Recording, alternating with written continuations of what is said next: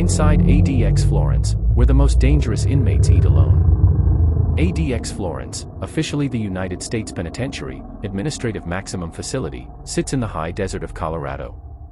It is the most secure prison in America, designed to contain people considered too dangerous, too violent, or too infamous for any other correctional institution.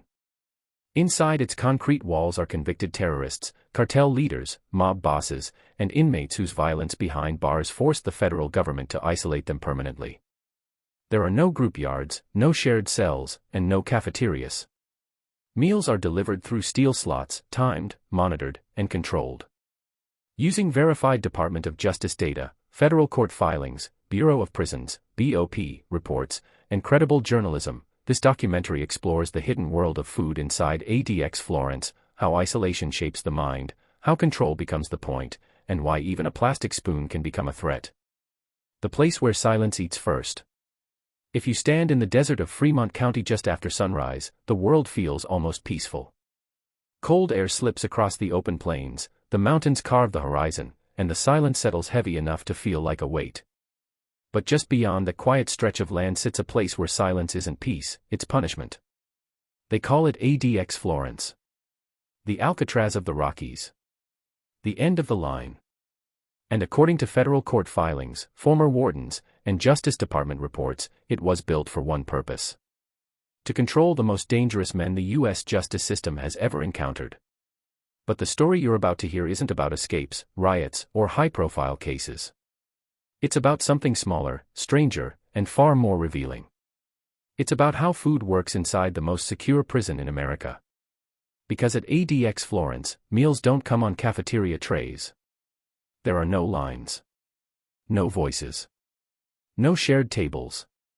Just a steel door, a motorized latch, and a black slot that opens without warning. And for the inmates inside, the sound of that slot sliding open means only one thing. Another day of isolation, measured 3 times a day on a plastic tray that never touches another person's hands.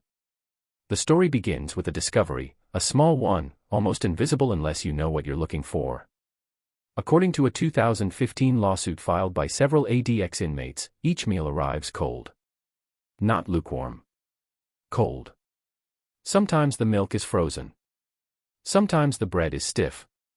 Sometimes the vegetables come still attached to frost. This isn't an accident. It's part of the system. The Bureau of Prisons has a protocol. Food is prepared in a central kitchen, sealed, transported, processed through security, and delivered to each inmate's cell through reinforced steel slots. Everything is designed to eliminate risk. No metal utensils. No glass. No group dining. No moment where 2 inmates can stand within arm's reach of each other. Everything is about control, says a former ADX corrections officer quoted in a 2012 60 Minutes report.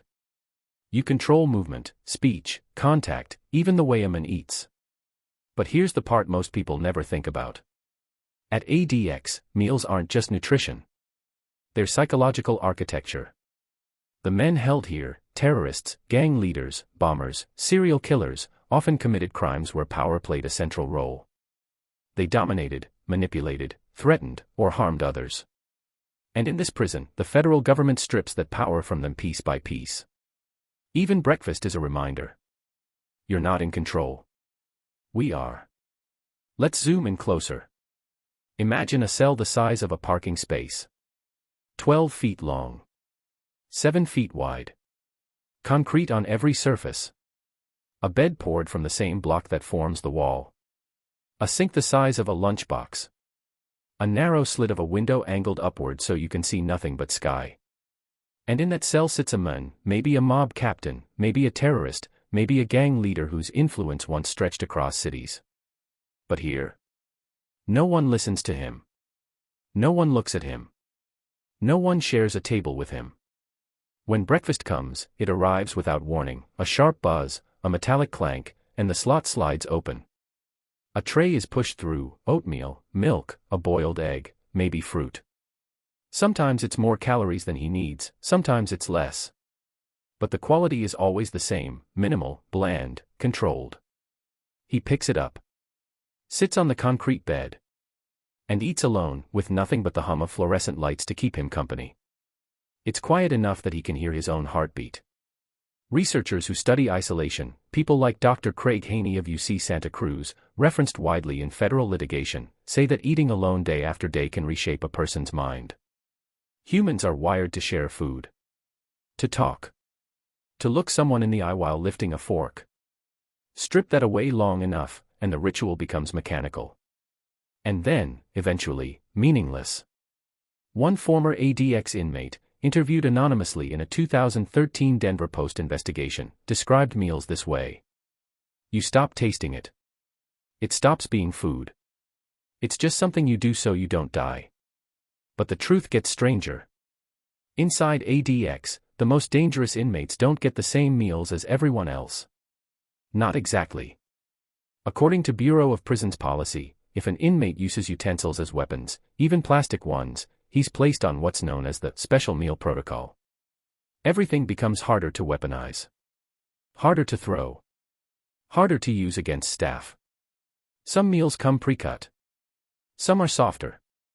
Some are less temperature sensitive. Some are hand-selected to be safe for a man who has proven he's willing to turn anything into a threat. Court filings describe meals eaten with fingers only. No spoons.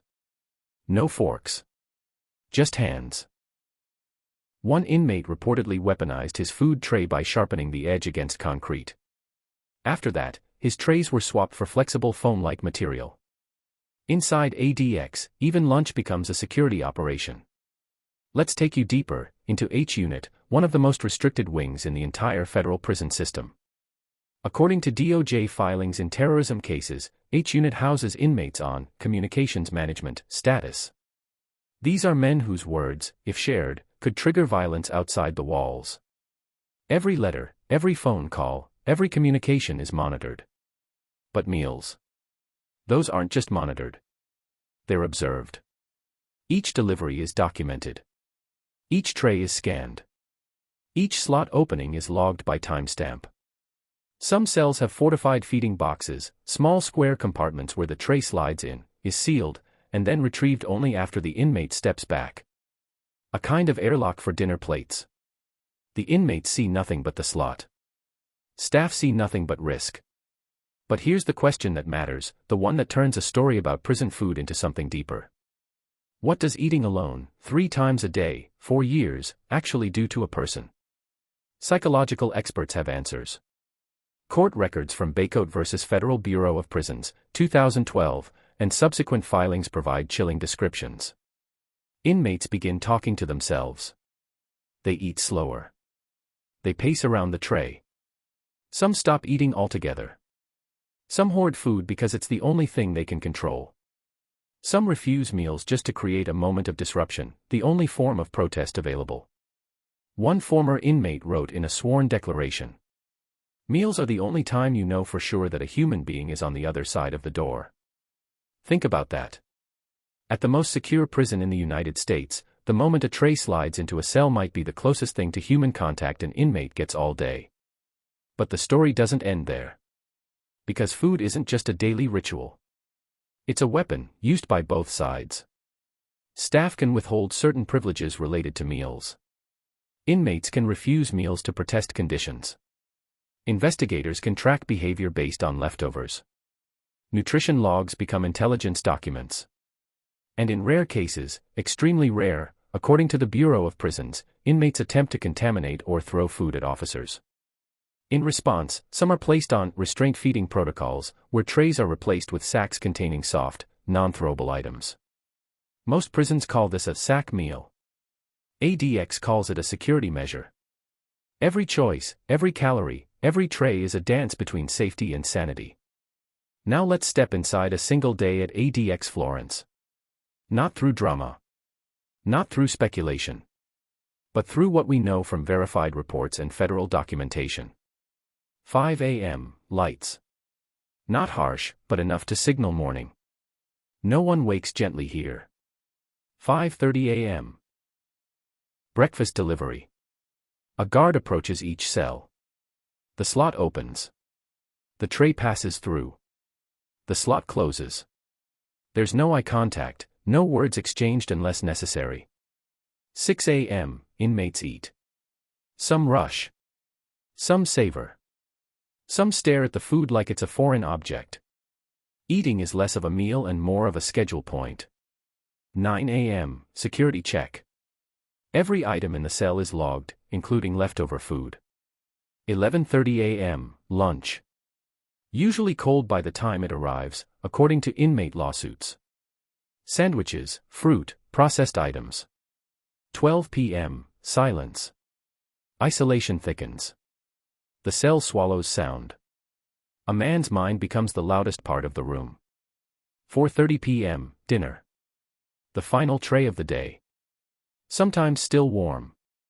Sometimes not. 8 p.m., lights dim. The desert outside grows dark. Inside the cells, nothing changes. No night sky.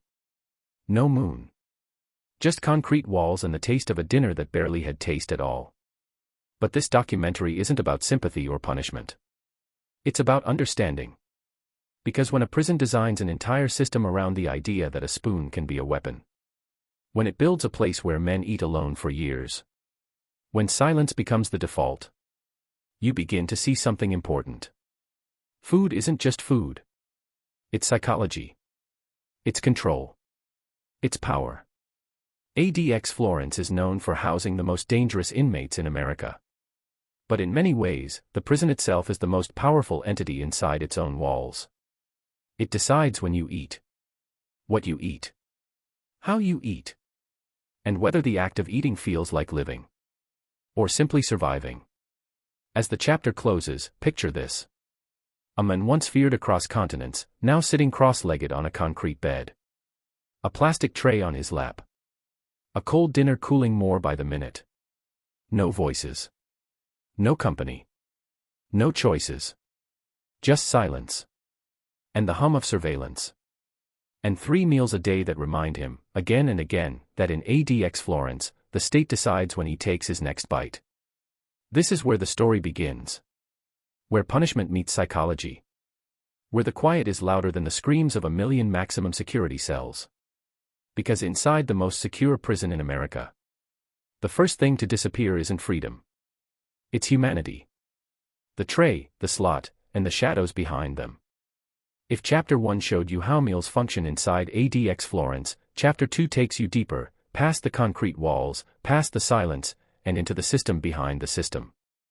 Because nothing inside ADX happens by accident. Not a tray. Not a portion. Not a single calorie. And the truth is this. Every bite an inmate takes has passed through more levels of security than most people ever will. To understand why, you have to start with the slot. The feeding slot, officially called the secure food port, is a rectangular opening reinforced with internal steel bracing. According to Bureau of Prisons engineering manuals, it's designed to be impossible to tamper with, even for inmates with years to think about it. But the slot isn't just a hole in a door. It's the only point where inmate and officer come within a few inches of each other. It's a vulnerability. And vulnerabilities at ADX Florence don't survive long. So everything is built around this moment, the quiet second when a tray of food passes from the state to a man who may have spent his whole life taking from others. The officer doesn't announce himself. He approaches quietly. He slides the latch. He opens the slot. He extends the tray without looking directly inside. Not because he's afraid to see the inmate, but because even a split second of eye contact can be manipulated. Threatened. Or, in rare cases, used as a distraction.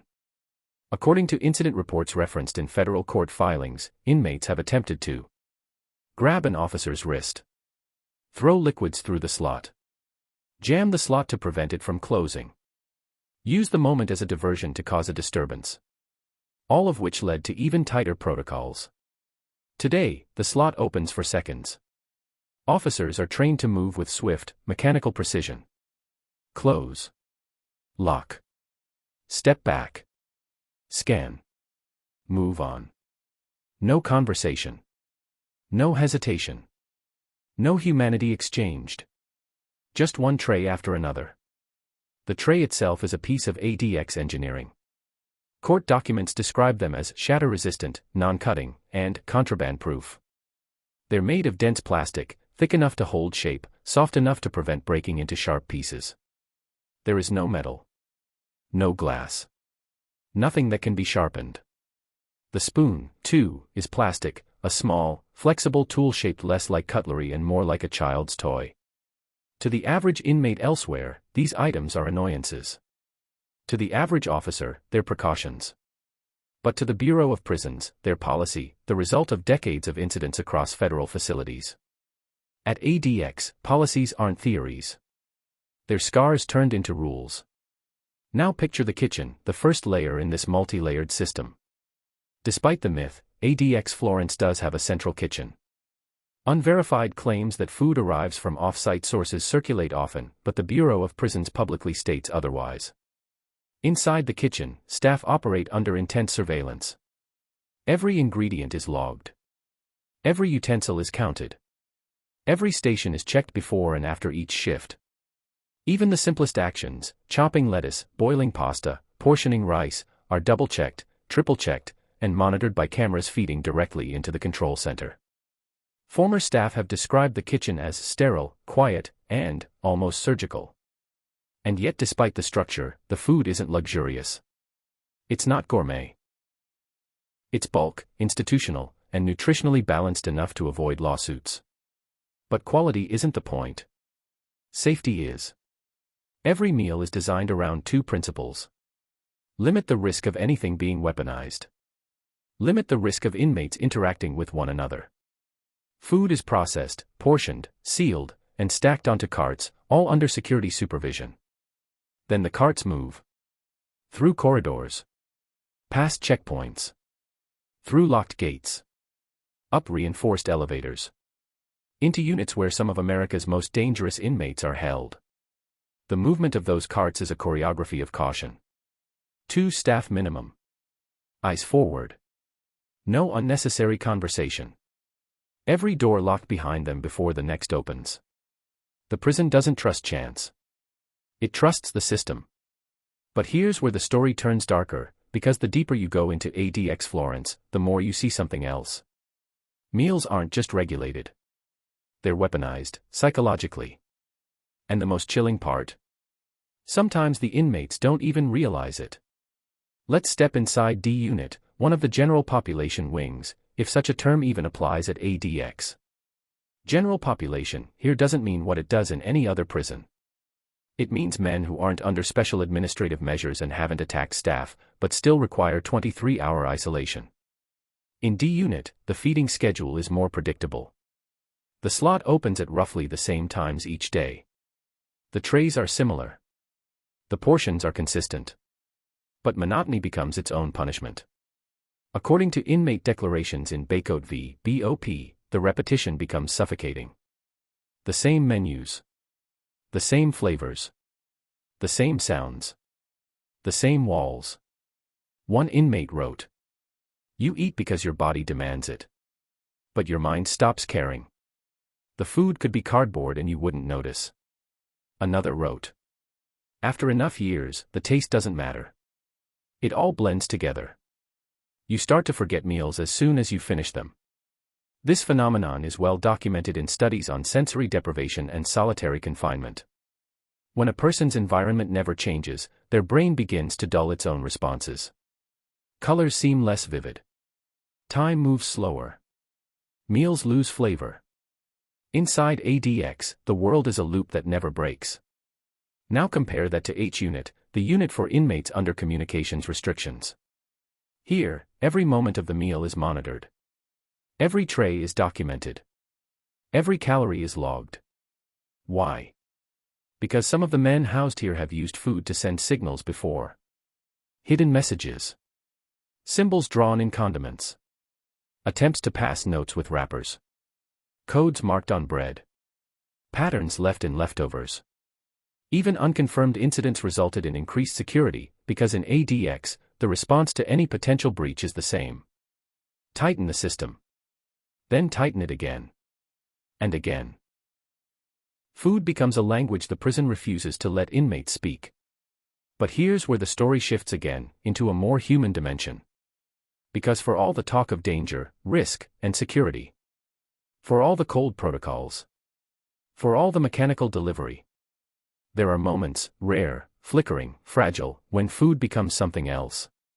A memory. A ghost. A trigger. A reminder that the men here were not always defined by their crimes. One inmate, whose name remains redacted in court filings, wrote that the smell of oatmeal reminded him of his mother's kitchen, the last time he tasted freedom. Another said that on Thanksgiving, when ADX serves turkey loaf and instant mashed potatoes, he closes his eyes and pretends he's back at a family table. These aren't excuses or sympathies. They're realities, psychological footprints left in cells built to erase the human experience. Because here's the paradox. ADX Florence is designed to break influence. It's not designed to break memories. No matter how thick the concrete walls, the mind still wanders. And meals, simple, bland, repetitive meals, are often the only sensory tether inmates have to the world beyond. Now let's go deeper, to the part of ADX even most documentaries never touch.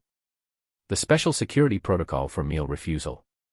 According to Bureau of Prisons policy, when an inmate repeatedly refuses meals, the event triggers a cascade of security responses. First, staff monitor patterns. How many meals refused? At what times? Whether other behaviors accompany the refusals. Whether the inmate is attempting self-harm. Whether the inmate is protesting conditions. Medical staff are alerted. Psychological services are notified. Supervisors review reports. Why? Because inside ADX Florence, refusing food can be a weapon, a way to exert control in a place designed to take it away. A hunger strike, even a small one, becomes a disruption. It forces the system to acknowledge the inmate. It creates paperwork, attention, movement, and oversight. Some inmates use meal refusal as protest. Some as manipulation. Some as an expression of despair. One psychological report referenced in federal litigation notes. Refusal of meals is often the only means an ADX inmate has to feel agency. And in rare cases, when health becomes a risk, the prison initiates involuntary medical assessment. Never force-feeding, unless ordered by a court. But intervention. Because even at ADX, where punishment is built into the design, the Bureau of Prisons is legally obligated to preserve life. Food, therefore, becomes more than sustenance. It becomes leverage. A bargaining chip. A pressure point. A cry for attention. A last form of rebellion. But rebellion doesn't look the same here as it does in other prisons. There are no mass disturbances. No riots. No cafeteria brawls. No stolen trays used as shields. At ADX, rebellion is microscopic. A refusal. A delay. A word written in sauce. A tray shoved back through the slot. A portion thrown at a wall in frustration. Tiny acts of defiance that would barely register elsewhere become significant inside these walls. One former officer told a journalist during an interview. At ADX, even spilling your milk on purpose is an incident report. Because every action is magnified by silence. When there's nothing else in a man's world, the smallest gesture becomes enormous. Let's return to the architecture again, this time from the perspective of an inmate. You're sitting on a concrete bed. You hear footsteps in the corridor. Hard-soled boots. Measured. Predictable. Unhurried. The rhythm changes when they reach your door. Then the buzz, an electronic chirp. Then the clank, metal unlatching. The slot opens. A tray appears. No voice greets you. No eye meets yours. Just the tray. It's placed inside. The slot shuts. The locks engage. The officer walks away. That's it. 3 times a day. Every day. 4 years. The predictability of it is its own kind of violence. Because humans aren't built for lives without variation. And variation is something ADX removes with surgical precision. But here's something most outsiders never consider. ADX Florence has a punishment diet. Documented in BOP policy and referenced in multiple lawsuits, the special management meal, often called the Nutriloaf, is used when inmates misuse food or utensils. It's not a myth. It's real. And it's bland. The loaf is a dense, baked block containing vegetables, grains, and proteins blended together. It's nutritionally complete. But it's intentionally joyless. No flavor. No texture. No satisfaction. It's food reduced to function. Courts have ruled it constitutional as long as it meets caloric requirements, though its use is heavily restricted today. But at ADX, where security concerns override comfort, it has appeared in disciplinary records. Eating becomes punishment layered on punishment. And for some inmates, the loaf is the moment where they realize the system is not negotiating. Ever. Let's shift again to the officers. Documentaries often focus on inmates, but the staff inside ADX Florence operate under psychological strain of their own. Imagine delivering hundreds of meals a week to men who have murdered guards, orchestrated mass violence, or threatened staff families. According to interviews with retired personnel, officers at ADX undergo specialized training not just in security tactics but in emotional detachment. The protocol isn't just about safety. It's about self-preservation. One former officer said, "You don't get close. You don't build relationships. You don't let them see you as a person. The slot is the boundary. Once you understand that, the job becomes mechanical. If you forget that for even 1 second, you're part of the danger." Another described the job like this. It's a place where every small mistake can become a headline. Food delivery is one of those high-risk moments, not because of knives or forks, but because interaction, even fleeting, can give an inmate a target. A voice. A face. A rhythm. A pattern. ADX staff change routes. Change timing. Change procedure. Everything to avoid being predictable. Because predictability inside a facility like this is an opportunity, and opportunities are exactly what ADX is designed to eliminate. But for all its control, the system isn't perfect. Mistakes happen.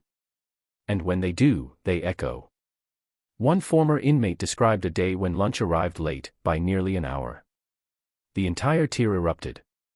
Shouting. Banging on doors. Demanding answers. Pacing. Screaming. Threats shouted into empty corridors. Why? Because at ADX, a 1-hour delay is not an inconvenience. It's a rupture in the only structure inmates have. Their routines, rigid, predictable, unbreakable, become the bones they cling to. When one cracks, the mind spirals. Just 1 hour. 60 minutes. But inside these walls, that hour becomes chaos. Officers logged the incident. Medical staff checked on inmates who refused the next meal. Psychologists visited cells for de-escalation. The system absorbed the shock and moved on. But the inmates didn't forget. Because inside ADX, time isn't measured in hours. It's measured in disruptions. And disruptions imprint themselves on the mind. As the chapter closes, the story returns to the slot, the symbol of everything ADX Florence represents. Control. Isolation. Surveillance. Predictability. Detachment. Power.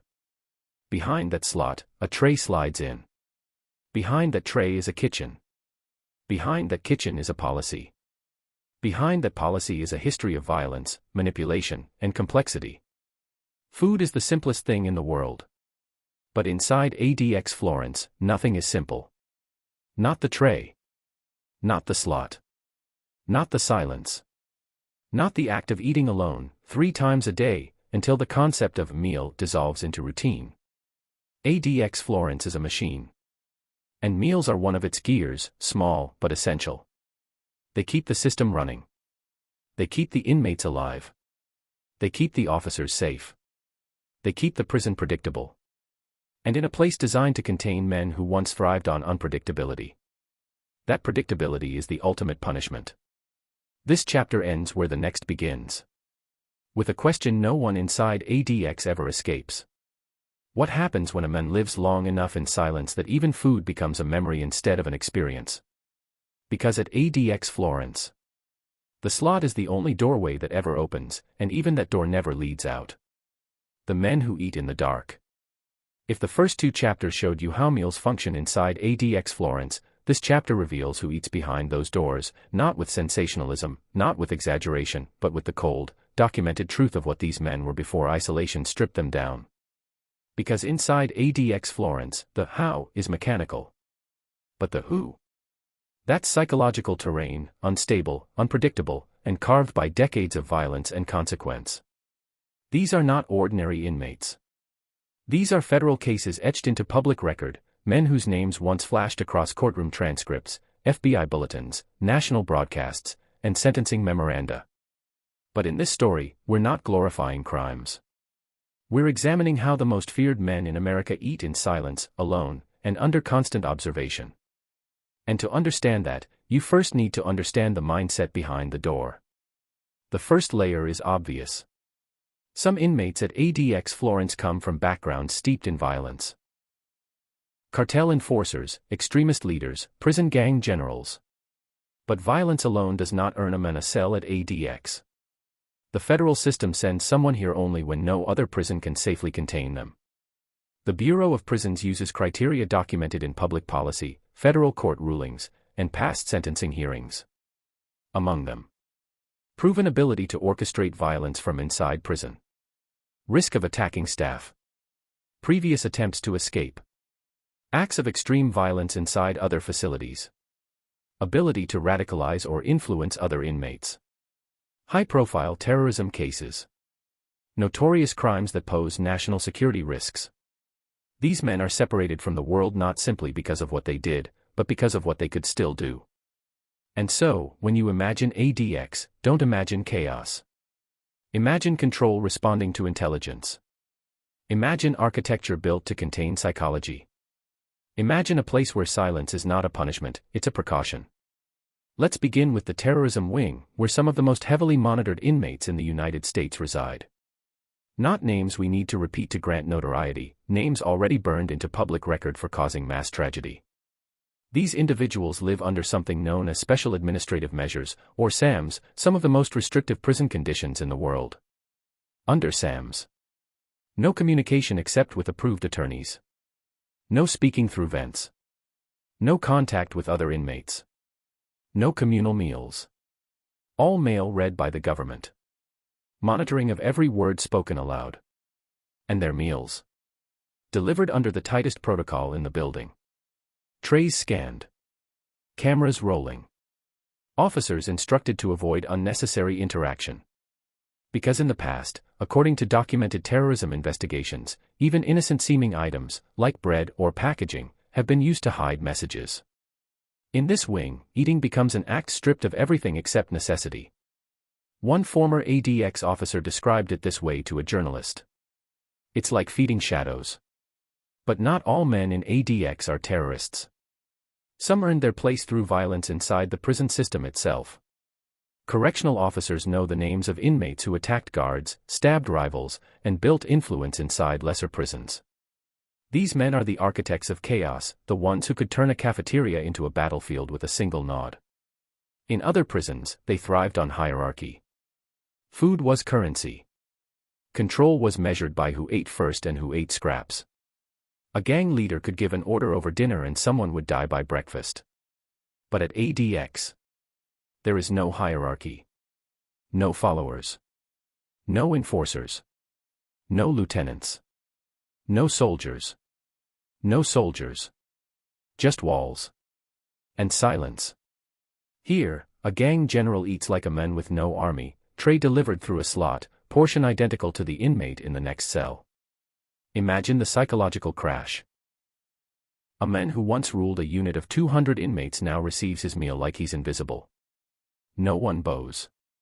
No one looks up. No one asks permission. The slot opens. The tray arrives. The tray leaves. And no one cares who he used to be. Former gang members interviewed in court documents describe ADX as the end, the blackout, and the place where your name dies. Food plays a role here, because in prison culture, food is power. And ADX removes it entirely. But let's go even deeper, into the minds of inmates whose violence was strategic, not impulsive. Some of the men in ADX committed crimes planned over months or years. Bomb makers. Spy case defendants. Cartel operatives whose expertise was logistics and secrecy. Criminal masterminds capable of directing operations across international borders. Inside ADX, these analytical minds don't stop analyzing. They watch patterns. Study routines. Mentally catalog every movement of officers. They eat in silence, but their minds never stop moving. One former ADX psychological profile, quoted in a 2017 federal filing, described such an inmate. He watches the slot more than he watches his food.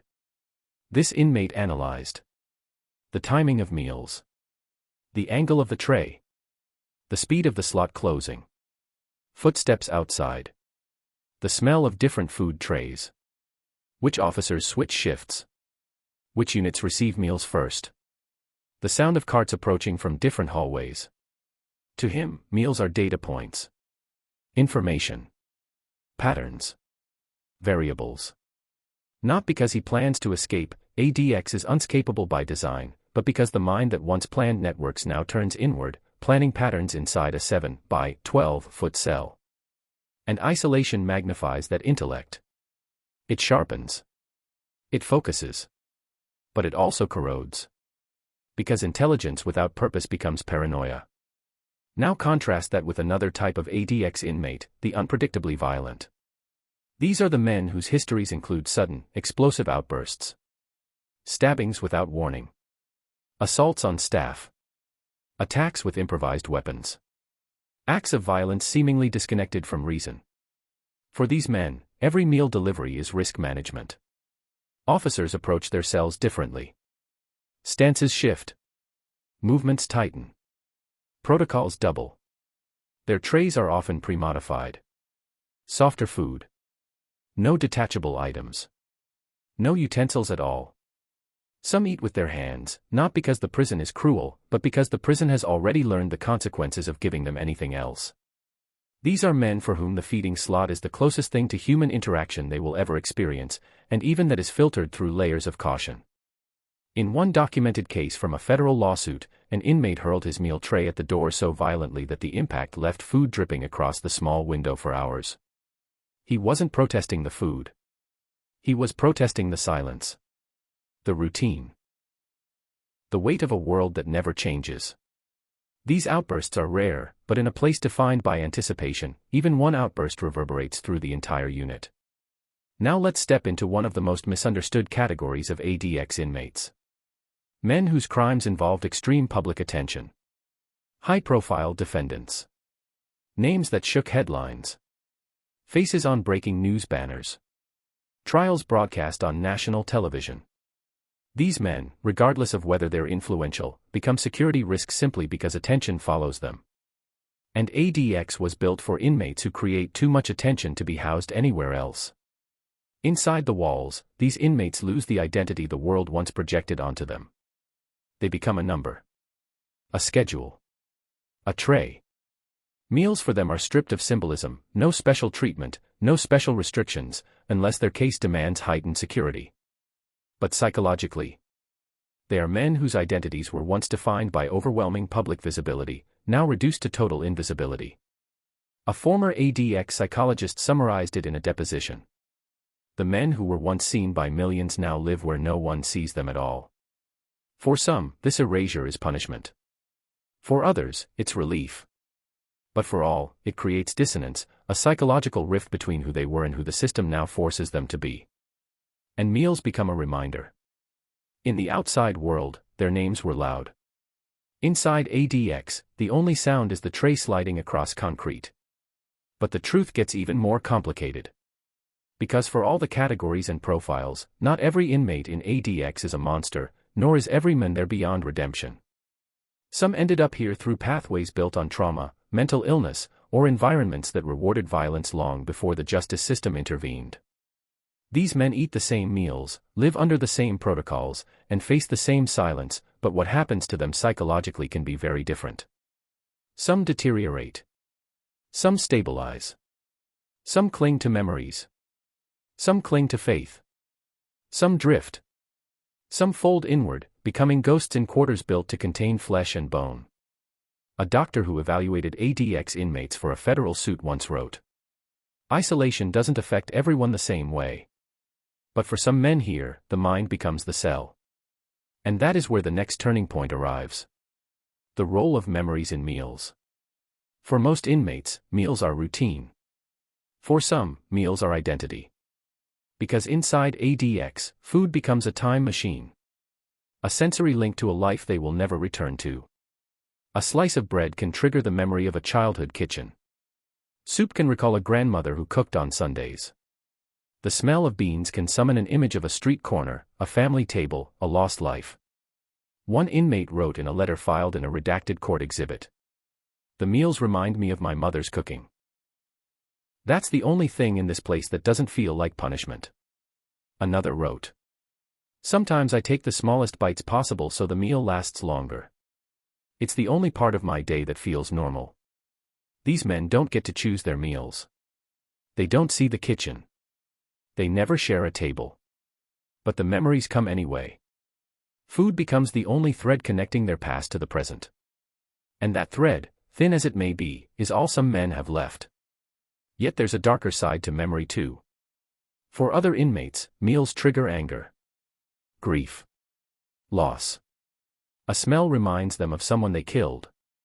A taste recalls the life they destroyed. A sauce or spice calls up a moment they've spent years trying to forget. For some men, eating becomes a psychological minefield. A former ADX mental health worker described it in sworn testimony. The food is one of the only sensory experiences left. So it carries the weight of memories, both good and bad. Some inmates break because of it. Some hold on because of it. Imagine that. 3 trays a day, each holding the power to pull a man apart or hold him together. And no one outside the cell ever knows which it will be. But to truly understand the men who eat in ADX Florence, you need to understand what changes after years of this routine. Not months. Years. Because a year of eating alone is silence. 5 years is deprivation. 10 years is transformation. And 20 years? 20 years is something else entirely. Psychologists call it institutional identity decay. Inmates call it the fade. Staff call it the blanking. It's when a man's identity begins dissolving into the monotony of regime. Schedules define him. Walls shape him. Doors limit him. Trays feed him. And eventually, the person he was becomes the person the prison created. One former ADX inmate described it, through his attorney, like this. You stop being a man. You become a schedule. You exist because the tray arrives. He went on. If the tray didn't come, I don't know if I would remember to eat. This is where ADX becomes not just a facility, but a psychological landscape. The meals keep the body alive. The silence slowly erodes the rest. As this chapter closes, imagine a single hallway in ADX. Concrete walls. Reinforced steel doors. No voices. No footsteps except those of officers. Muted lighting that never fully dims. Behind each door is a man whose past shaped him, whose crimes defined him, and whose future narrowed to the width of a tray slot. Some eat in anger. Some eat in boredom. Some eat in grief. Some eat without tasting. Some eat to remember. Some eat to forget. Some eat because routine demands it. Some eat because it's the only choice they still control, whether to take the first bite or not. They are the men who eat in the dark. Men whose identities echo through public records and court filings but whose present is confined to 7 feet by 12. This is ADX Florence. Where power ends. Where silence begins. Where meals are not meals, they are mirrors, reflecting the fragment of humanity left in the world's most isolated men. And in the next chapter, you'll see how the system doesn't just feed these men. It studies them. Inside the system that studies them. If the meals inside ADX Florence reveal the routines, and the men reveal the psychology, Chapter 4 exposes the hidden machine running behind the walls, the system that studies, measures, records, and anticipates every behavior, every pattern, every bite taken or refused. Because at ADX, nothing is casual. Nothing is overlooked. Nothing is ignored. Every tray delivered, every crumb left uneaten, Every action between meals becomes data, a way for the institution to track the minds it contains. It's not enough to lock a man behind steel and concrete. You have to understand him, predict him, prevent him from weaponizing silence, routine, or even isolation itself. And to do that, the prison becomes something more than a fortress. It becomes an observatory, and the inmates are the stars permanently under surveillance. Not metaphorically. Literally. Let's step inside the system. ADX Florence operates under a layered structure of monitoring that exceeds anything found in standard maximum security prisons. Inside this hierarchy, you'll find unit officers, correctional counselors, case managers, intelligence staff, mental health evaluators, behavior analysts, administrative supervisors, the counterterrorism unit, 4 SAM's inmates, regional BOP oversight, DOJ oversight, FBI involvement in certain units. Each of these roles interacts with a prisoner on a micro-level they will never experience in person. Why? Because contact at ADX is siloed by design. But observation, that's constant. Reports, logs, cameras, patterns, psych evaluations, behavioral tracking. Every inmate becomes a file constantly updated by unseen hands. And in many cases, meals are the cornerstone of that monitoring. Let's break down how the system actually works. Imagine an inmate in cell D-214. Let's call him Inmate A, a composite, fictionalized for privacy, but based on general categories documented in federal litigation and investigative reporting. When Inmate A receives his breakfast tray, the interaction lasts seconds. But the record of that interaction lasts years. A digital timestamp logs delivery. The officer reports any unusual behavior. Leftovers are noted. Patterns are tracked. If he eats 95% of meals for 3 months and suddenly drops to 60%, that's recorded. If he stops eating certain items, that's recorded. If he delays collecting the tray, that's recorded. If he throws the tray back, even slightly, that's recorded. If he hoards food, that's recorded. If he eats too quickly or too slowly, that's recorded. If he starts talking to the food slot, yes, that too is recorded. This isn't speculation. This is documented in multiple lawsuits, Inspector General reviews, and BOP operational manuals. ADX Florence studies behavior because behavior predicts risk. And risk is the currency of control. The behavior triangle. Mental health experts inside ADX generally focus on 3 components when analyzing inmate behavior. 1. Baseline behavior. Who was this man at his last facility? Did he attack staff? Did he incite violence? Did he manipulate others? Was he stable? Unstable? Reclusive? Aggressive? Everything starts with the baseline. 2. Daily behaviors. How does he respond to meals, lockdown, recreation time, medical checks, mail reviews, temperature changes, noise, isolation? This is where the 3 meals per day schedule becomes essential. It creates anchor points for comparison. 3. Deviations. This is where the real analysis happens. If a violent inmate suddenly becomes calm, that's just as suspicious as an inmate who suddenly becomes violent. If a man under SAM stops eating, that can signal a protest or a coded message to external groups. If an inmate starts pacing more than usual, it may indicate emotional deterioration. Patterns matter. Changes matter more. ADX Florence is not watching for what the inmate is doing. It's watching for what the inmate is no longer doing. That's where danger lives, in the unexpected. Now let's zoom in deeper, into the heart of the machine. Every ADX unit maintains a continuously updated document called a special handling log. This is not fiction. It is explicitly referenced in operational documents, staff manuals, and interviews with former officers. This log includes meal patterns, physical condition, sanitation, communication attempts, mood indicators, aggression triggers, response time to orders, Unusual noises. Pacing frequency. Sleep irregularities. Self-talk episodes. Eye contact duration. Tray handling demeanor. Yes, even the way an inmate grips the tray can become part of a logged pattern. Because at ADX, behavioral microshifts often foreshadow macro events. Violence doesn't appear out of nowhere. Manipulation doesn't begin in a day. Psychological collapse doesn't announce itself loudly. It appears quietly.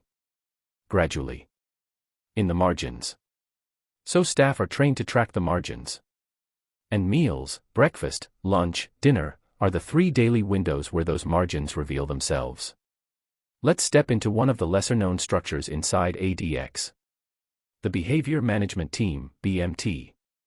Every high-security institution in the federal system has some version of this group, but at ADX, its role is amplified.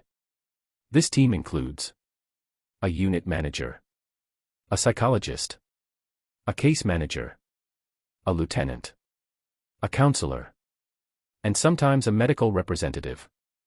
They meet regularly, sometimes monthly, sometimes weekly, to discuss inmates whose patterns have shifted. But unlike other prisons, ADX Florence doesn't just track violence. It tracks silence, withdrawal, disproportionate reactions, changes in appetite, unusual responses to food delivery, increased fixation on routines, refusal to acknowledge staff, sudden friendliness, sudden hostility, tray placement, tray timing, tray cleanliness. These are not guesses. They are documented categories of behavioral tracking referenced in multiple public filings and interviews. Isolation changes the human mind. The BMT's job is to understand how, before it becomes dangerous. Because an inmate who begins making symbols with condiments may escalate. An inmate who begins hoarding food may be preparing for self-harm. An inmate who stops eating may be signaling to a group outside. An inmate who starts talking to the slot may be deteriorating into psychosis. An inmate who smiles during tray delivery after years of silence may be hiding something. Nothing goes unexamined. Nothing is assumed harmless. ADX doesn't guess. ADX verifies. The elite track. Some inmates live under a level of observation so intense it borders on scientific. Take an inmate under SAMs, Special Administrative Measures. Not a hypothetical, a category defined by public DOJ documents. For these men, every action involving food is monitored by unit staff, intelligence officers, BOP counterterrorism teams, sometimes the FBI, sometimes DOJ national security personnel.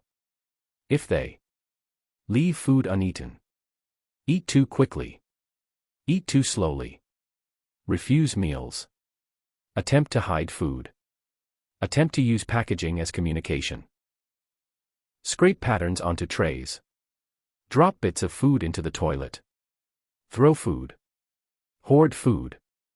It triggers internal reviews. Because intelligence agencies are not paranoid, they are historically informed. There are real recorded instances in global terrorism cases where prisoners used breadcrumbs, coded eating patterns, meal timing signals, food waste, food arrangement, wrapper markings, as ways to send messages. ADX Florence was designed with this knowledge in mind. So while a tray of rice may look like a simple lunch, to the system it's an intelligence checkpoint. A place where communication attempts can appear. A space where clues might surface. A moment where behavior can reveal intent. Now let's shift into the psychological lens. The ADX Psychology Department is not a large operation. ADX was not built to be therapeutic. But the mental health staff are trained to identify deterioration across high-risk profiles. And one of the clearest indicators of change: eating habits. This is backed by clinical research referenced in Baycoat v. BOP and multiple solitary confinement studies. Appetite can crash as depression deepens. Eating speed can spike during anxiety surges. Hoarding is tied to paranoia or trauma. Sudden overeating can indicate emotional collapse. Refusal of meals often links to protest or self-harm ideation. So the mental health team scans logs looking for patterns. One psychologist stated in court testimony, "Meal patterns tell us more about inmates in solitary than their conversations do." Why? Because conversations require participation. Food does not. Food reveals the truth even when the inmate refuses to speak. The Watchtower Effect. One thing TV shows never tell you. Officers inside ADX rarely stand face to face with inmates. Instead, they see them through cameras, steel mesh windows, observation ports, mirrored glass, electronic monitors, feeding slots. This distance is intentional. It reduces threat. It eliminates manipulation opportunities. It protects staff. But it also creates a phenomenon psychologists call the Watchtower Effect. Inmates know they are being observed, always. Every second of their lives. Every action. Every bite. And that changes behavior. Some become hyper-controlled. Some become performative. Some become evasive. Some begin suppressing natural responses. Some begin acting out to provoke reaction. Some retreat inward. And the prison studies those responses. A former warden said in a deposition, "ADX is always learning. Every inmate is a study. Every behavior is a data point. Even the silence is measured. Even the stillness is interpreted." In many ways, the prison isn't just a building. It's a laboratory, built to observe what happens when human behavior hits the limits of control. Let's explore a scenario, fictionalized but rooted in documented patterns. Inmate B is a former gang enforcer. Violent. Unpredictable. High-ranking at another federal prison. When he arrives at ADX, he refuses food for 2 days. On day 3, he eats everything. On day 4, he leaves half. On day 5, he shoves the tray back aggressively. Officers don't chalk this up to mood swings. They report it. The behavior management team meets. The psychologist reviews the case. Medical staff look at weight changes. Intelligence staff check for patterns linked to gang protest history. Security staff review camera footage. Within 72 hours, the prison knows whether the refusal is protest, whether the refusal is manipulation, whether the refusal is deterioration, whether the refusal is dangerous, whether the refusal is strategic. This isn't speculation, this is ADX procedure. The system is built to extract meaning from silence. Now imagine inmate C, a man under terrorism-related SAMs, monitored by national security agencies. He begins arranging food scraps into circular patterns. He does this once. It's logged. He does it twice. It's flagged. He does it 3 times. The counterterrorism unit reviews. Is it a religious ritual? Is it a coded message? Is it a psychological break? Is it preparation for self-harm? Is it communication? Is it meaningless? The pattern is analyzed. Cross-referenced. Compared to known communication codes. Reported up the chain. This isn't paranoia. It's protocol. Because a single mark can matter. A single gesture can matter. And when you house the most dangerous men in America, you don't wait to find out the hard way. Not every inmate exhibits extreme behavior. Some retreat inward. Some comply. Some adapt too well. And that is just as alarming. ADX is filled with men who present as calm, stable, compliant, until they don't. Officers call these inmates the quiet storms. Behavioral logs for these men often look like this. Eats all meals. No unusual behavior. No verbal incidents. No physical incidents. Reads. Exercises. Sleeps. Complies with orders. But the system doesn't trust stillness. Stillness can be camouflage. So the system continues to study. Eye contact. Tray grip pressure. Whether the inmate lingers near the slot. How they respond to lockdowns. Reactions to unexpected noises. Whether they stand or sit for meals. Their pacing patterns. Stability at ADX is analyzed as closely as instability. Because the most catastrophic events in correctional history often emerged from men who appeared perfectly controlled. Now let's go deeper, into the part of the system almost no documentary ever discusses. The predictive risk assessment algorithms. These are not advanced AI systems or science fiction. They are structured behavioral evaluation tools used across federal prisons. ADX uses. Sentry data. Special intelligence reports. Correctional conflict histories. Behavior risk scores. Mental health assessments. SAMS compliance records. Violence potential indexes. Patterns of refusal. Incident correlations. These tools measure likelihood of future violence, likelihood of manipulation attempts, likelihood of escape attempts, likelihood of radicalization, likelihood of psychosis, likelihood of hunger strikes, likelihood of deterioration under isolation. Meal data, simple, mundane, repetitive meal data, is fed into these assessments.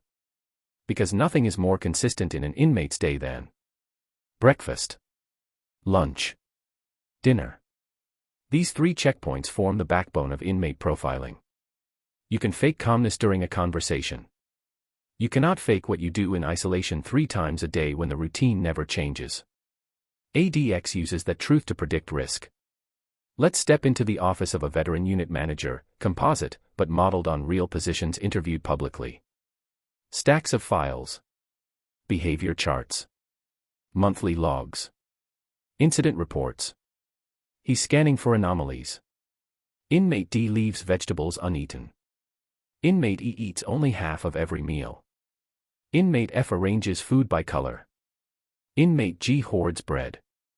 Inmate H refuses utensils. Inmate I eats too quickly. Inmate J tears his tray. He's not looking for crime. He's looking for change. Because change is danger. He flips through pages. He marks items in red. He updates the team. These small changes, tiny, almost invisible to an untrained eye, can mean depression, manipulation, communication attempts, protest, delusion, agitation, self-harm ideation, pre-violence indicators. ADX monitors these clues the same way a doctor listens for irregular heartbeats. Small, subtle, but potentially deadly. The cell as a laboratory. Inside ADX, the cell is more than confinement. It's an environment designed to test the limits of human behavior. Concrete. Steel. Silence. Routine. Isolation. You take a man and place him in this environment for months, years, decades, then you observe how he interacts with the only variable left. Food. Food becomes comfort, control, rebellion, routine, ritual, memory, weapon, message, test, anchor. And the system takes note. Every reaction to the tray becomes data. Because inside ADX, meals are not just calories. They are psychological temperature checks, behavioral diagnostic tools, risk indicators, communication attempts, control tests, compliance metrics. Food reveals the truth even when an inmate refuses to. Now let's consider a different angle. How does the system know when a man is slipping too far? Because the goal of ADX is not just containment. It's stability. Despite the extreme nature of the facility, the Bureau of Prisons is legally responsible for the mental health of every inmate inside. So the system must identify suicidality, extreme anxiety, psychosis indicators, deteriorating cognition, delusional behavior, emotional collapse. And one of the earliest signs: changes in eating, not eating, overeating, playing with food, talking to food, arranging pieces into patterns, refusing specific textures, holding onto food after meals, throwing food unexpectedly. Eating with exaggerated slowness or speed. Eating the same item first every time. These behaviors, to the untrained observer, seem insignificant. But inside ADX, they are warnings. Flashing lights in a facility that measures danger as precisely as a scientist measures chemical reactions. To the outside world, ADX Florence is a fortress. To the men inside, it is a world without variation. To the system behind the walls, it is a complex living organism, one that must be monitored, managed, and understood at all times. And meals, small, mundane, repetitive meals, are the heartbeat of that organism. Every tray delivered is a test. Every tray returned is a result. Every pattern is a prediction. Every anomaly is a red flag. Because at ADX, the goal is not to punish. The goal is to prevent. Prevent violence. Prevent chaos. Prevent manipulation. Prevent communication. Prevent deterioration. Prevent loss of control. Control is the currency. Predictability is the law. Routine is the religion. And food, the simplest human need, becomes the most powerful tool in that system. As this chapter closes, imagine this. You are standing in the control center, the nerve hub of ADX Florence. Multiple screens. Rows of monitors. Logs updating in real time. Screens showing hallways that never echo with voices. Screens showing doors that never open. Screens showing lives unfolding in silence. And on 3 different screens, 3 different officers log 3 identical notes. Tray delivered. Tray accepted. No unusual behavior. Nothing dramatic. Nothing chaotic. Just routine. But behind that routine is an entire system, psychological, logistical, intelligence-driven, watching for the moment when no unusual behavior changes. Because when it does, everyone in this facility will feel the impact. Inmates. Officers. Psychologists. Case managers. Intelligence teams. National security agencies. Meals at ADX are not about food. They are about anticipation. Study. Prediction. Control. This is the system behind the silence. Where the prison doesn't just contain men. It analyzes them. 1 tray at a time. The hour of human contact. If food is the silent rhythm of ADX Florence, then the hour outside the cell, the single sliver of time inmates are allowed to leave their concrete boxes, is the closest thing they have to human contact. Not physical contact. Not conversational contact. Not even eye contact in most cases. But contact with space. With air that isn't recycled through steel ductwork. With surfaces that aren't a bed or a toilet. With a world 1% larger than the cell they live in. And the truth is this. This 1 hour is where the prison truly sees the men it contains. Not through a slot. Not through a tray. Not through a log. But through movement. Reaction. Instinct. Because in the hour outside the cell, the recreation hour, everything an inmate does is a form of communication. How he moves. How he stands. How he eats, if the meal arrives close to rec time. How he talks to himself. How he stares at the sky. How long he freezes in place. How long he presses his hands against the concrete wall. These moments reveal something none of the meal logs can capture. The living tension between confinement and identity. And ADX Florence studies that tension just as closely as it studies trays. In most federal prisons, recreation means a yard. Grass. Concrete courts. Groups of inmates. Games. Conversations. Arguments. Movement. Noise. Not here. At ADX, recreation means a concrete-walled pen roughly the size of a 1-car garage. Some have pull-up bars. Some have nothing. Some have only steel mesh overhead so inmates can see a slice of sky, a blue rectangle framed like a painting. No interactions. No shared time. No passing notes. No gang gatherings. No whispered agreements. Just a man alone in a box. The entire architecture is designed to give the illusion of freedom without any of the risks. And the interesting thing is this. What a man does with his single hour reveals more about him than anything he does inside. Let's start with the first type of inmate, the pacer. Every unit has them. Every log documents them. Every officer recognizes them instantly. These men walk in circles, or squares, depending on the shape of the pen. Forward. Turn. Forward. Turn. Over and over and over. Some move mechanically. Some move frantic. Some move slow enough to look like sleepwalking. Pacing is more than exercise. It is mental decompression. A psychologist once described it in a federal filing as the brain trying to expand after being compressed for 23 hours. Pacing men often show elevated stress, racing thoughts, agitation, or deep desolation. Their footsteps become the sound of survival. And the system notices. It logs the length of the pacing, the speed of the pacing, the frequency of the pacing. Patterns of pacing can predict escalation, depression, deterioration, imminent outburst, or emotional collapse.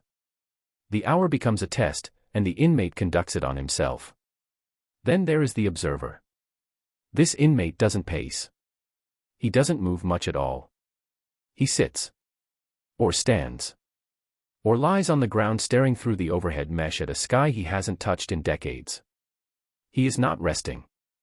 He is measuring the temperature, the wind, the noise from distant units, the route officers use, the shadows from the walls, the helicopter hum in the distance, the silence between metal doors slamming. Observers tend to be calm on paper, stable, compliant, quiet. But mentally, they are scanning the world. These men were often strategists, planners, organizers before ADX. Inside, their minds keep planning, but now there is nothing to plan except the next minute. Officers watch them carefully. An observer can snap after years of stillness. Or he can deteriorate silently until something inside gives way. To the prison system, an observer is both the least threatening and the most unpredictable inmate. Because quiet minds can be volcanoes. The third type, the self-talker, is the most psychologically revealing. These men speak only to themselves. Not loudly. Not theatrically. But steadily. Continuously. Whispering under their breath, half-formed sentences, unfinished thoughts. A conversation not with another person, but with the echoes of their own mind. Decades of isolation do this. Deprivation of social interaction rewires the brain. The human mind begins to create the missing voices on its own. Some self-talkers recite routines. Some relive memories. Some hold arguments with people who aren't there. Some talk to loved ones. Some talk to enemies. Some talk to God. One former ADX inmate described it in a legal statement. You hear your own voice enough, you start hearing others. This is one of the most alarming signs the staff look for, because self-talk in extreme isolation often precedes delusions, severe depression, hallucinations, suicidal ideation, violent impulses, or mental fragmentation. The rec yard amplifies this behavior. The open air makes self-talk louder, more pronounced, easier to observe. Officers don't interrupt. Their job is not to intervene, unless safety requires it. Their job is to record. Self-talkers are documented carefully in logs and passed to mental health staff for evaluation. But inside ADX, intervention is rare. The rec pen becomes an echo chamber. The inmate becomes the voice bouncing between concrete walls. Then comes the runner. Rare. Intense. Unpredictable. This inmate sprints in circles, full speed, until he collapses. He crashes into the wall. He falls. He gets up. He runs again. Why? Because the body in isolation builds kinetic energy it cannot release. Officers know these men by sight. Medical logs track their patterns. Psych staff watch their oxygen levels, weight changes, and pacing frequency. These are inmates pushing the limits of confinement physically, because mentally the walls are already too tight. Sometimes runners injure themselves, sprains, fractures, bruises. They don't stop. They can't. Running is the only moment their body feels bigger than the cell they live in. ADX studies these inmates closely. Not because they are dangerous, but because they are fragile. And fragility at ADX is its own kind of risk. And then there are the ones staff fear the most. The still ones. The inmates who walk into the pen, stand in the center, and do not move. Not for 5 minutes. Not for 10. Not for 30. Not for the entire hour. They become statues. No pacing. No talking. No stretching. No movement. Just silence. Stillness. Emptiness. Officers watching through glass panels call these moments the freeze. Psychologists call it shutdown mode. It is one of the most dangerous psychological states in solitary confinement.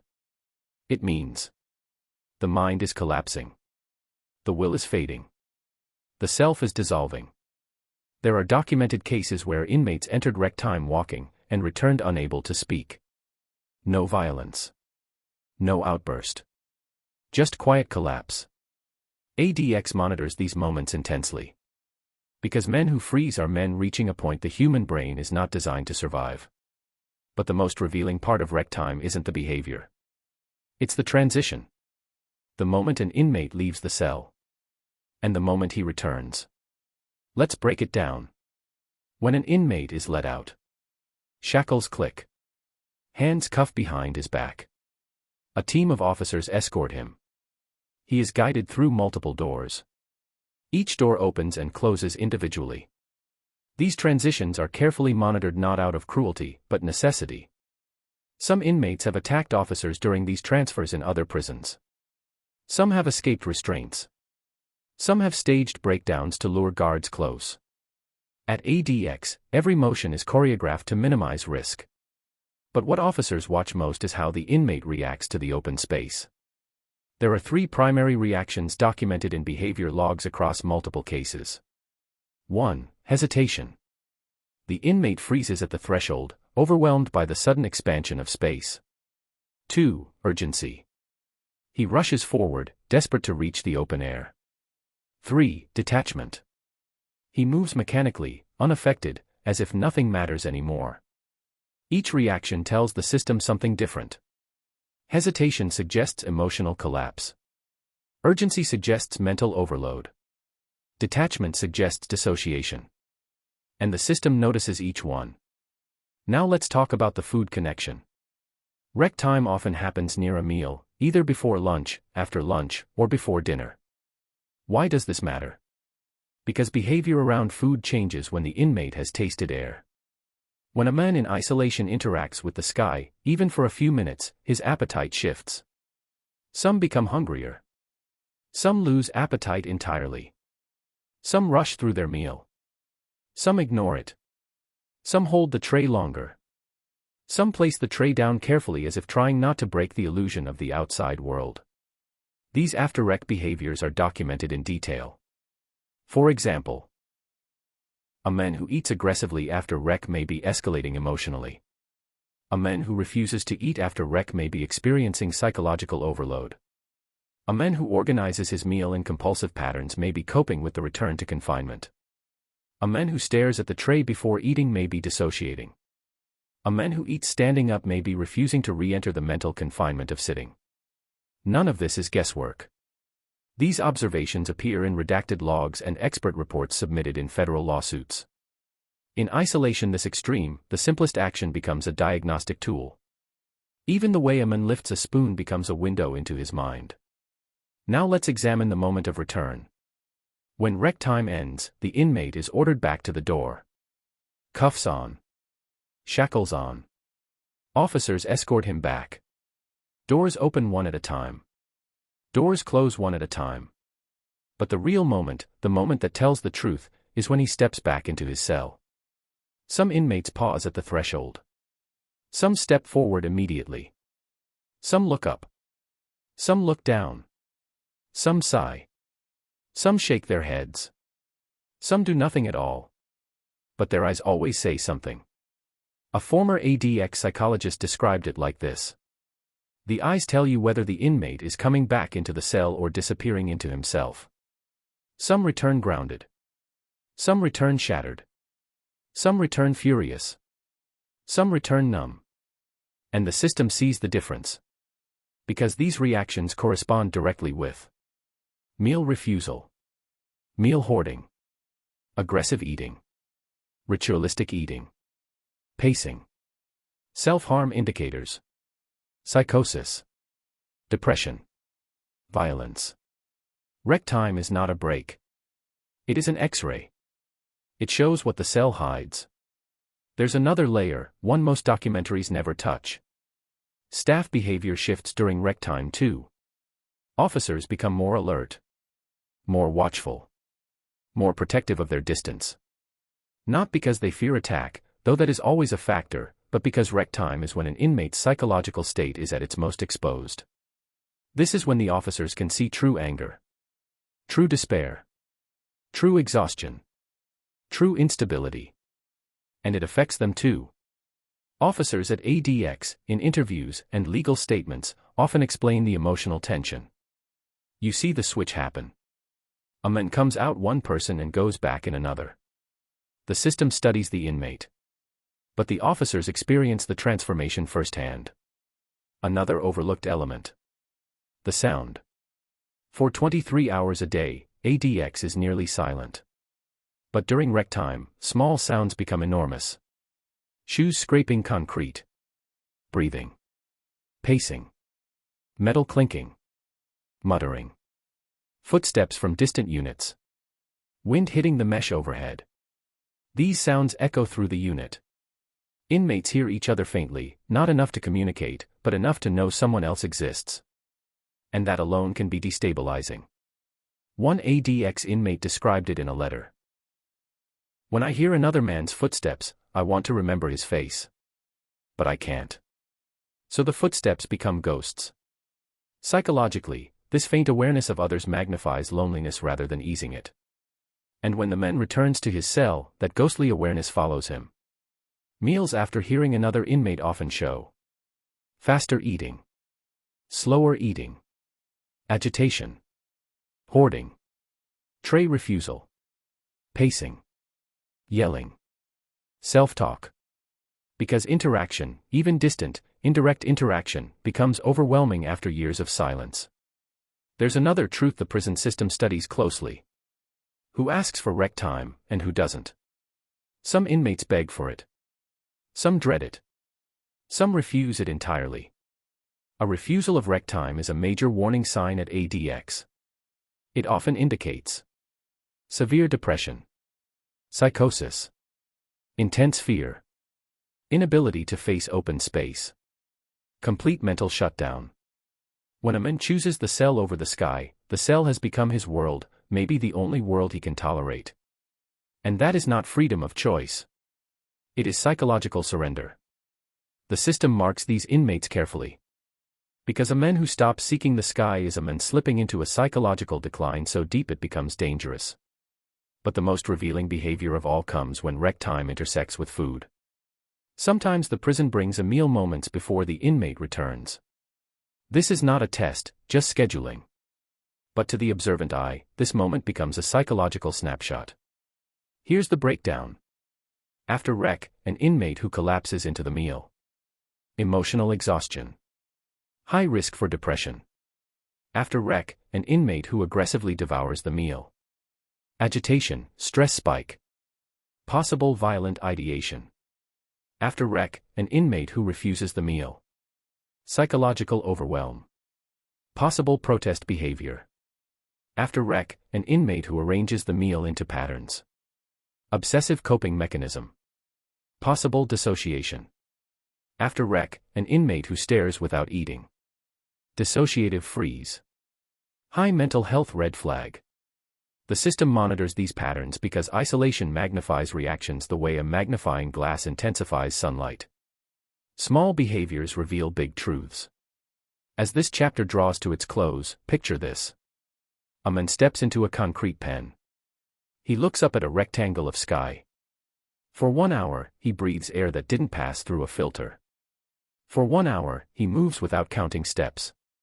For 1 hour, he feels like the world is bigger than his cell. And then the door opens. The cuffs return. The escort leads him back. The door closes. He sits. He waits.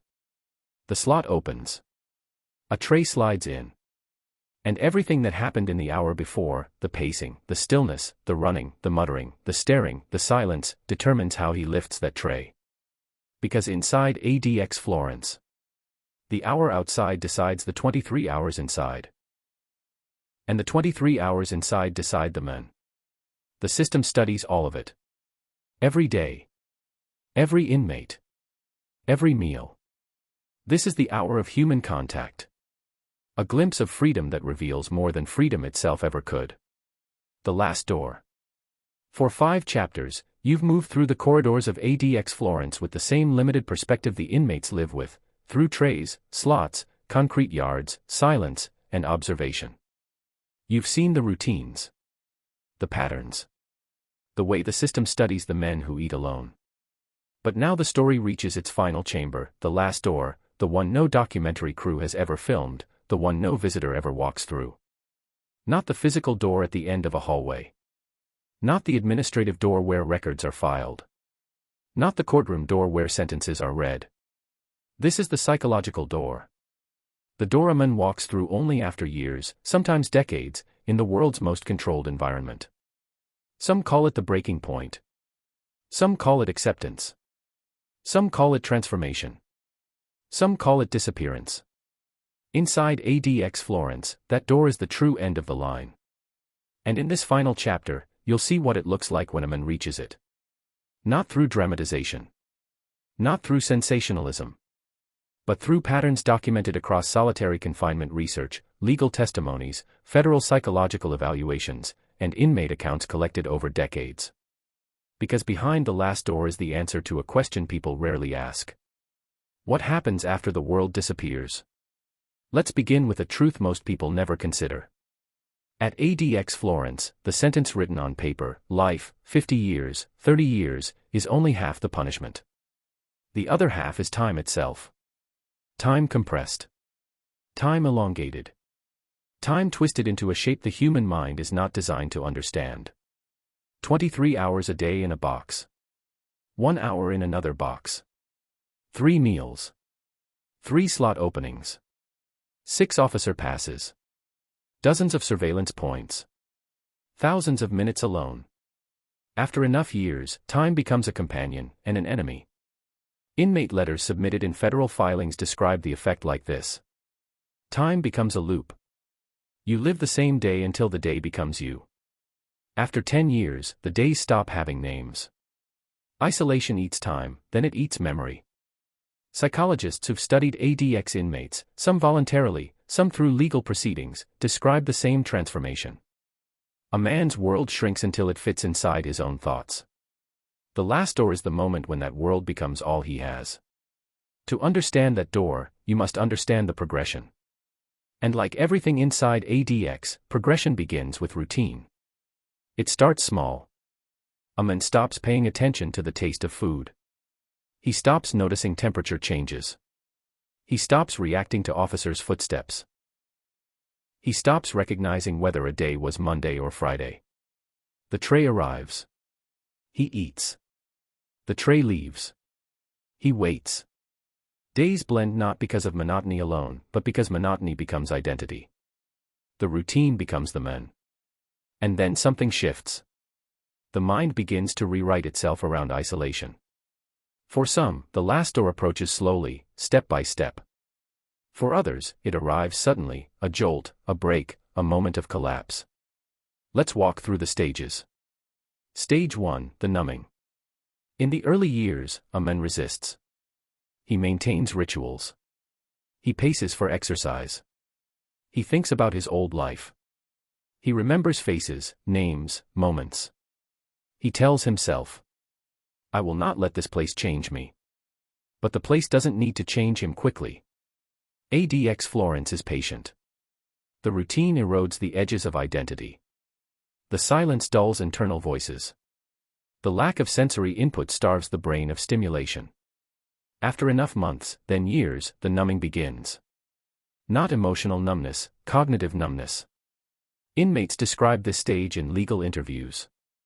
I stopped noticing the cold. I stopped caring about breakfast. I forgot what month it was. I didn't feel sadness or anger, just nothing. Officers see this stage as slower responses during rec. Less interest in food. Repetitive movements. Blank expressions. Reduced self-care. Psych staff log it as early-stage deterioration. The inmate doesn't notice the door yet. But he's already walking toward it. Stage 2, the mirror shift. Every cell in ADX has a stainless steel mirror, polished but not perfectly reflective. You can see your face, but not clearly. You see a shape, a blur, a suggestion of who you are. Men at this stage begin to stare into it longer. Not out of vanity, but confusion. They look at themselves as if looking at a stranger. One inmate wrote in a letter included in a redacted court exhibit. I didn't recognize the men in the mirror. I saw someone older, smaller, quieter. Another wrote. The face looked like mine but empty. This is when inmates begin losing their sense of continuity, the internal story that tells a person who they are. Life before ADX begins to feel like a dream. Family faces fade. Voices blur. Memories erode. The present becomes permanent. The past becomes irrelevant. This is when the mirror becomes a warning sign. When a man's face becomes unfamiliar, the last door is closer than he realizes. Stage 3, the quiet collapse. This stage is not dramatic. No screaming. No violence. No dramatic breakdowns. It happens in silence. A man stops pacing. He stops exercising. He sits longer. He sleeps longer. He speaks less. He eats without tasting. He stares at the door without expecting it to open. Officers notice. Reduced movement. Slower tray pickup. Delayed responses. Monotone speech. Long periods of staring at walls. No reaction to rec time. Psychologists call this stage flattening. It is when emotions drain away completely. One expert described it like this during a deposition. He becomes a shadow living inside a body. This is where deterioration becomes visible even to untrained eyes. And yet, the inmate rarely understands what's happening. The collapse feels like calm. Like acceptance. Like the world shrinking until it feels manageable. But it isn't acceptance. It's withdrawal. Not from life, but into the self. This is where the last door begins to appear. Stage 4, the loop. This is the most defining phase of long-term ADX confinement. The loop. A man wakes. He eats. He stands. He sits. He sleeps. He wakes. He eats. He stands. He sits. He sleeps. Days fold into each other. Thoughts recycle. Time dissolves. An inmate wrote in one of the most cited ADX letters. I started living the same hour over and over. It didn't matter if it was morning or night. This loop is not simply monotony, it is psychological fusion. Without variation, the brain loses its ability to anchor itself in time. Months pass unnoticed. Seasons blur. Years become numbers on a calendar a man rarely checks. And when the loop becomes comfortable, when it becomes natural, the last door opens a crack. Because now the man is not fighting the routine. He is becoming it. Stage 5, the ghost state. This is the point of no return for many. A man in the ghost state no longer feels present in his own cell. He moves like someone watching himself from outside. He thinks without internal narration. He stops referring to himself using I in letters. He stops caring about hygiene. He stops caring about appeals. He stops caring about release dates. He stops caring about anything except the tray. The tray becomes the anchor. Breakfast. Lunch. Dinner. 3 markers in a void. In one interview with a former ADX inmate, He described the ghost state as, "The days didn't happen to me. They happened around me." Another wrote, "I felt like furniture. Something placed here. In this state, a man doesn't break. He dissolves. And the last door swings open fully. Stage 6, the door closes." Inside ADX, the term "the last door" is not official. It's something officers whisper about. Something psychologists refer to in metaphors. Something inmates mention in coded ways in their letters. It's the moment a man no longer expects the world to exist beyond the concrete around him. A man who reaches the last door stops imagining. Release. Transfer. Appeals. Visitors. Family. Sunlight. Touch. Voices. Faces. He adapts completely to isolation. He becomes a creature built for the cell. When the last door closes, rec time stops feeling like air. The sky feels foreign. Sound feels intrusive.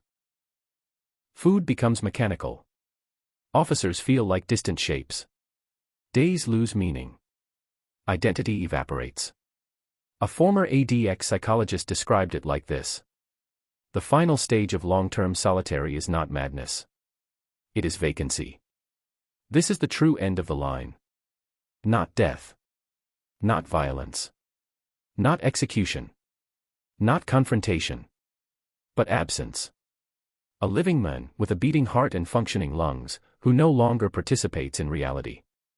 A man who could walk out of the cell tomorrow and still never return to who he was.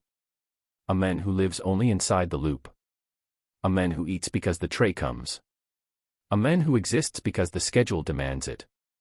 A man who has walked through the last door." Now let's return to the beginning of the story. You heard about the trays. The slots. The monitoring. The patterns. The rec pens. The silence. The surveillance. But this is where all of it leads. Control creates confinement. Confinement reshapes the mind. The reshaped mind becomes the prisoner. The prisoner becomes the routine. The routine becomes the world. And the world shrinks until it fits inside a 7x12 cell in Colorado. This is the unseen reality of ADX Florence. Not the concrete. Not the steel. Not the locks. But the psychology. The way a place built to contain dangerous men ends up containing their humanity too, reducing it, compressing it, molding it into something the world outside wouldn't recognize.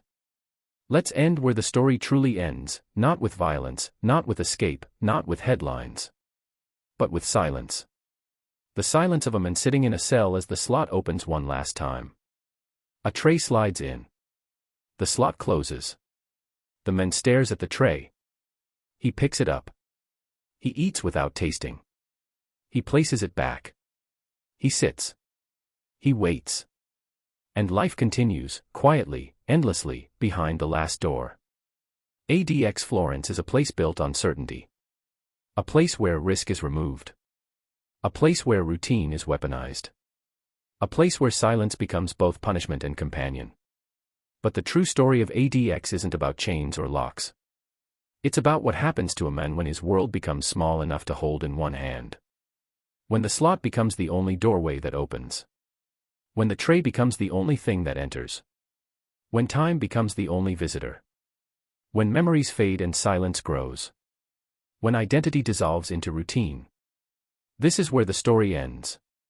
In a concrete room. Behind a steel door. With a man who once lived loudly, now living quietly. A man who once controlled others, now controlled by time.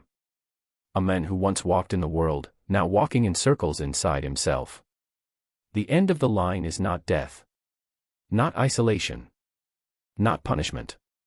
It is disappearance. And at ADX Florence, disappearance doesn't happen in an instant. It happens meal by meal. Day by day. Thought by thought. Until the man is gone and only routine remains. This is the last door. And once a man walks through it, he never walks back.